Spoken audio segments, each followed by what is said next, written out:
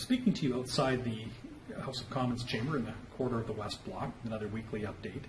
So I am in Ottawa this week. I participated in the COVID-19 committee sittings in the House of Commons chamber. But make no mistake, these committee meetings are not a substitute for Parliament. The Liberals this week tabled a bill, another COVID response bill, but they are just unwilling to let Parliament sit properly. We gave them the option and tried to introduce a motion that would allow Parliament to sit properly and fully, but the Liberals have rejected that once again, and so we are just left with this COVID-19 committee.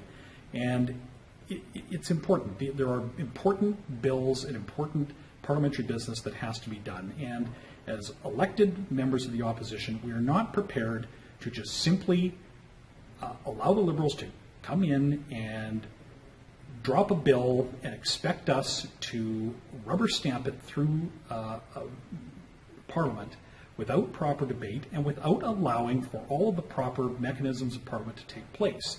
That's not democratic, and it's time that it stopped. We've every step of the way been willing to be flexible and willing to work with the government to ensure important bills can pass, but it can't be at the price of just shutting down Parliament and treating the elected members of the opposition as if they were an audience rather than as legislators. So it was very disappointing to see that happen. We did have a number of question sessions, and I was able to, on behalf of constituents, ask some fairly specific questions that have come to me about the eligibility components of the CEBA program. I asked about a series of questions on the Auditor General's office, who is still being starved of the funds necessary to undertake all of the audit functions necessary during this pandemic.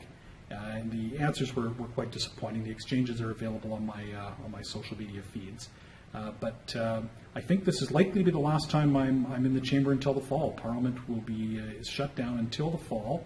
And at this point, it really doesn't look like we're going to be able to resume proper sittings where confidence in the government can be tested, where opposition motions can be debated, where private members' bills can take, private members' business can take place, and where indeed government business can take place, and the government can present bills to be fully debated properly and voted on by MPs. So I'll be returning to Calgary tomorrow.